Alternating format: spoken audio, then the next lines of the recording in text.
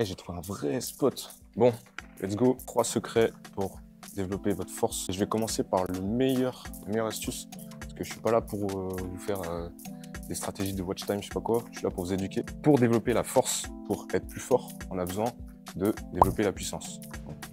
J'en ai déjà parlé dans une vidéo. Je vous invite à aller la voir. J'ai vraiment parlé en détail de la puissance, de comment développer la puissance, etc. Force, c'est quoi? La formule de la force, c'est masse fois accélération. C'est-à-dire quoi? Ça veut dire qu'on a besoin de masse, forcément, on a besoin du lourd. On a aussi besoin d'accélération. Donc, créer cette force, justement, rapidement. Et pour ça, quoi de mieux que la puissance? C'est tout le sujet. On va venir chercher à développer notre puissance. La puissance, en fait, c'est quoi? C'est la capacité à générer le plus de fibres musculaires le plus rapidement possible, donc à générer de la force le plus rapidement possible. Et ça donne beaucoup d'avantages. Donc, exploiter notre force max plus rapidement, à être plus efficace sur du lourd, renforcer les muscles stabilisateurs, améliorer la coordination musculaire, donc en gros, réduction des blessures, et développer du coup la force nécessaire pour passer des points faibles sur les mouvements. Donc c'est les fameux stick points, donc les moments où on bloque.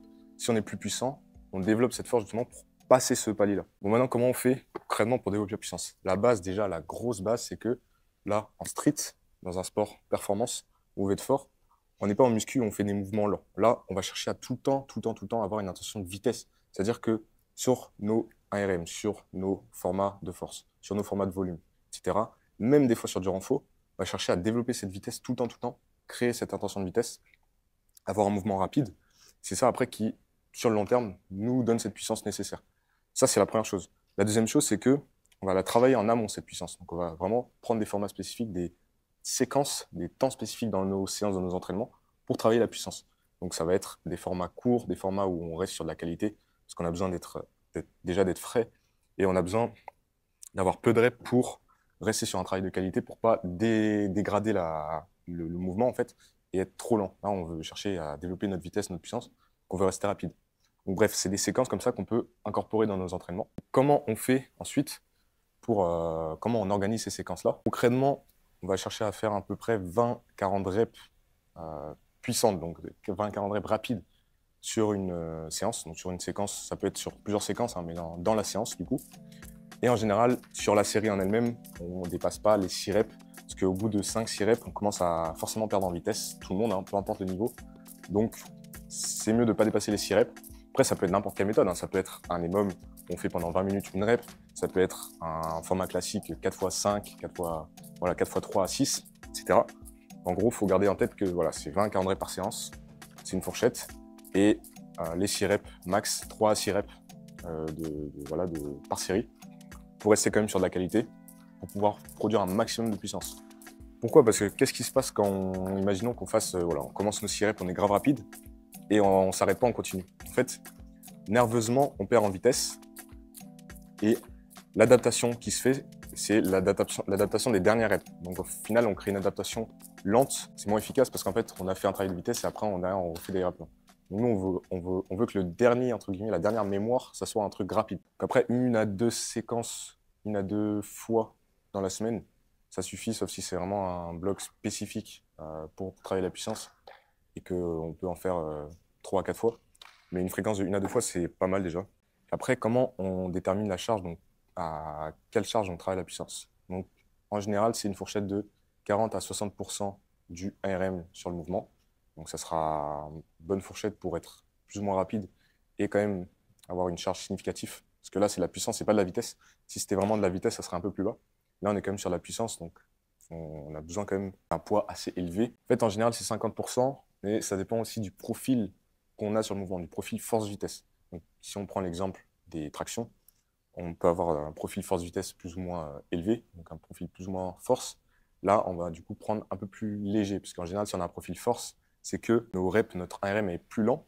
Donc forcément, si on descend, si on prend le 60%, il va être plus lent qu'un mec qui a un profil vitesse à 60%. Donc là, on va prendre plus léger, et inversement, si on est profil vitesse, on va plutôt prendre la fourchette haute. Mais sinon, 50% en général, c'est un bon truc. Après, il y a l'expérience. Donc ça, c'était le premier, c'était le pourcentage. Après, il y a l'expérience. Donc, juste à l'expérience, au ressenti, quand on commence à s'entraîner, on sait à peu près à quelle charge mi-lourde on est plus ou moins rapide. Moi, genre, j'ai pas besoin de calculer mon pourcentage de puissance, je peux le faire. Mais là, comme ça, je sais que voilà, ça va être dans les 15, 20, 25 kilos. Parce que je me connais, je sais qu'à cette charge-là, je vais être assez rapide pour faire 4-6 reps. Et enfin, il y a le RPE. Donc là, s'il n'y en a pas forcément de ARM, quand on n'a pas un truc de calcul, une base de calcul. Il y a le RPE, donc répéter RPE 6, 7, plutôt 6. Du coup, à une charge donnée, à une charge qu'on va prendre, on va voir si on est RPE à peu près 6, 7, et du coup, ça va suffire pour travailler la puissance. Parce que, après, si vous sentez que vous êtes un peu trop proche de l'échec sur les 3-6 reps, vous êtes un peu trop lent, là, vous avez juste à réduire. Donc, en gros, RPE, donc RPE, expérience, et le pourcentage, si vous avez vraiment la donnée du RM, le pourcentage, à peu près 50%. Bon, les gars, on passe au deuxième conseil pour développer sa force, pour exploser sa force en streetlifting. Le deuxième conseil, ça va tout simplement être de faire moins de force, donc de ne pas faire de force. Non, je rigole. En fait, diminuer sa fréquence de force. Donc, l'erreur fréquente en fait des débutants intermédiaires, c'est de vouloir faire de la force à chaque séance sur un mouvement.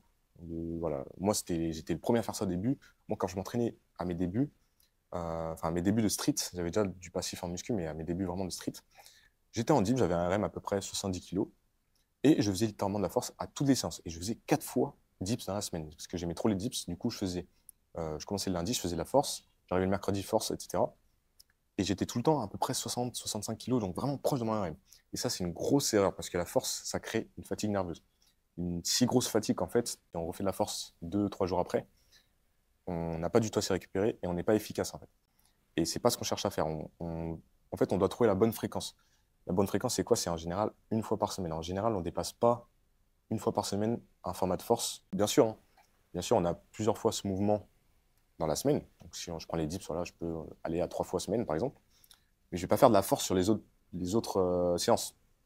Je ne vais pas faire de la force à ce moment-là. Là, je vais faire du volume, de l'hypertrophie, etc., la puissance. Je vais travailler mon point faible, je vais faire du semi-technique, mais je ne vais pas faire de la force.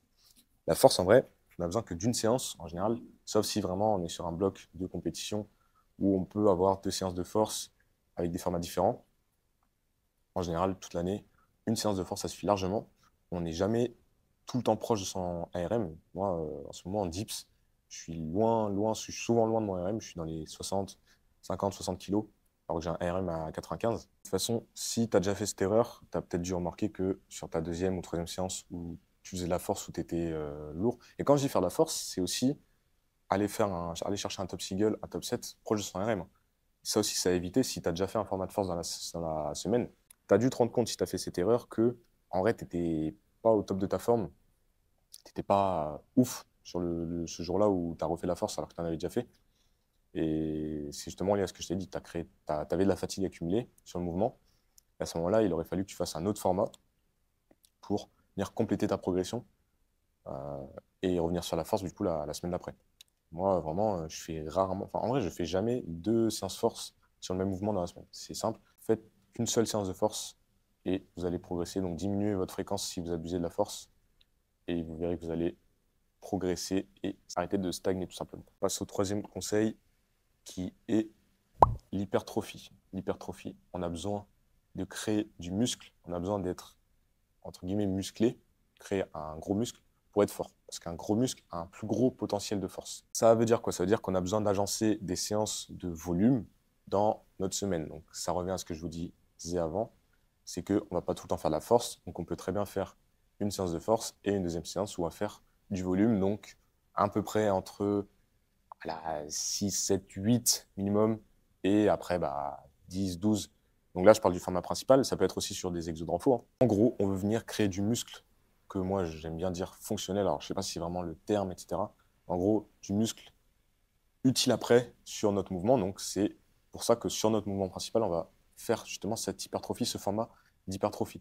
Donc, évidemment, il faut que sur je vais prendre l'exemple d'un 8RM, où on va faire du volume, on va faire un 8RM pour faire du muscle. Il faut qu'on soit plus ou moins proche de l'échec. C'est logique. Forcément, comment ça marche l'entraînement, c'est qu'on va commencer doucement, au fur et à mesure des semaines, on va augmenter. Mais il faut quand même qu'on soit plus ou moins proche de l'échec. Donc, pour trouver sa charge sur ça, ça va être à peu près entre 40 et 60% de notre ARM. Et comme la puissance, si vous n'avez pas de ARM fixe, que vous ne pouvez pas vraiment calculer, un peu 8, 9 et 10 du coup sur les dernières semaines. Donc, vous faites au ressenti, vous prenez une charge qui, logiquement, vous paraît être utile par rapport à votre niveau. Je pense que vous connaissez quand même votre niveau plus ou moins sur certaines charges. Et vous faites ça au ressenti. Et n'hésitez pas à adapter si vous êtes en première semaine, si c'est trop dur. Le but, c'est vraiment pas de venir se cramer en première semaine. En tout cas, quand on commence un entraînement, quand on est en reprise, etc. Et ensuite, je vous conseille de venir incorporer des exos d'isolation, du coup, comme je vous ai dit. Donc, Ça peut être du rowing pour les tractions, du développé couché pour les dips, etc.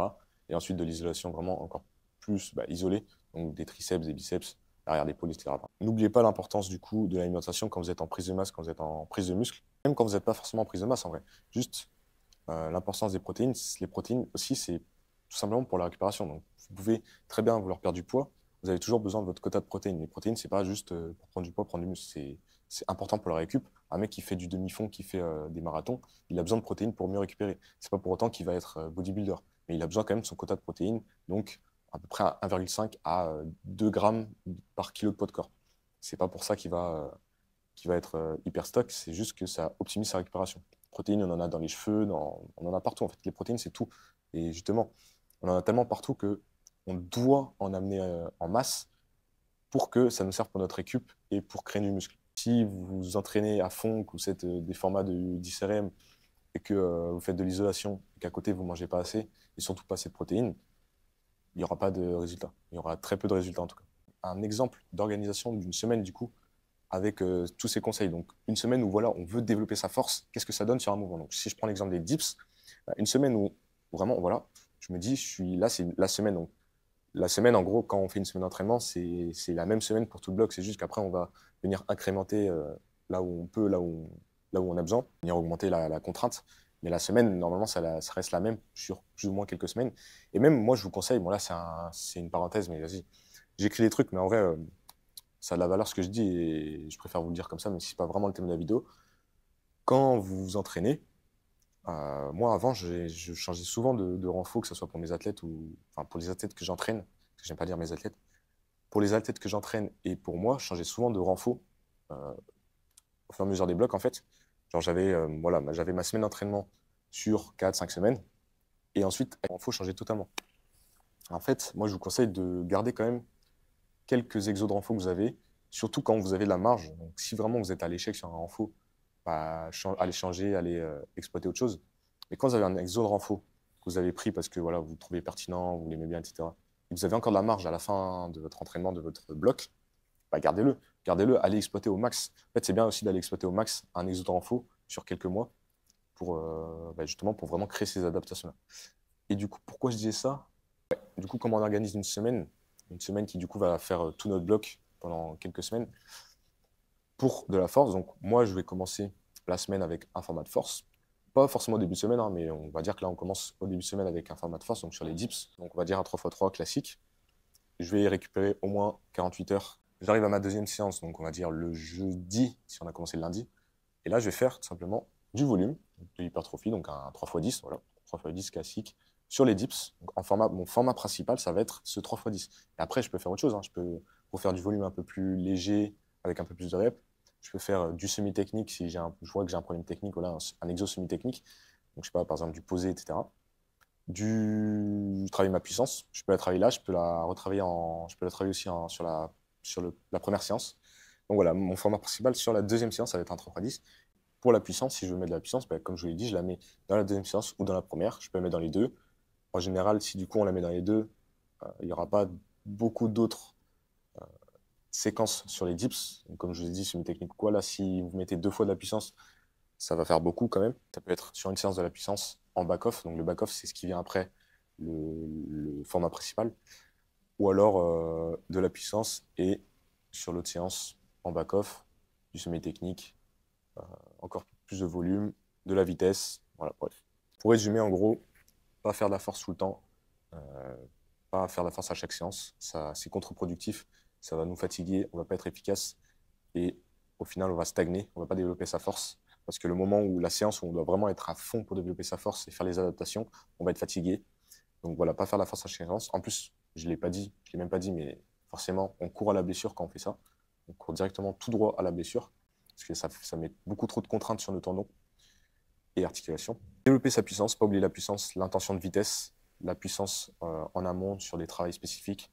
Voilà, développer vraiment sa puissance parce que ça fait partie de la force. On a besoin d'être puissant pour être fort. Et créer du muscle, faire de l'hypertrophie, du volume, créer du muscle, être un peu plus musclé. Alors, je ne dis pas d'être bodybuilder, mais voilà, on a besoin quand même d'une certaine base de muscle. Forcément, le nerveux joue beaucoup. Et voilà, ces 3 astuces-là pour devenir plus fort, si vous appliquez ça correctement, vous allez être plus fort, il n'y a pas de souci. Si jamais vous voulez aller plus loin, je propose du coaching en ligne. Donc, ça peut être avec des retours à la semaine. Donc, c'est du programme personnalisé, des retours à la semaine ou des retours journaliers.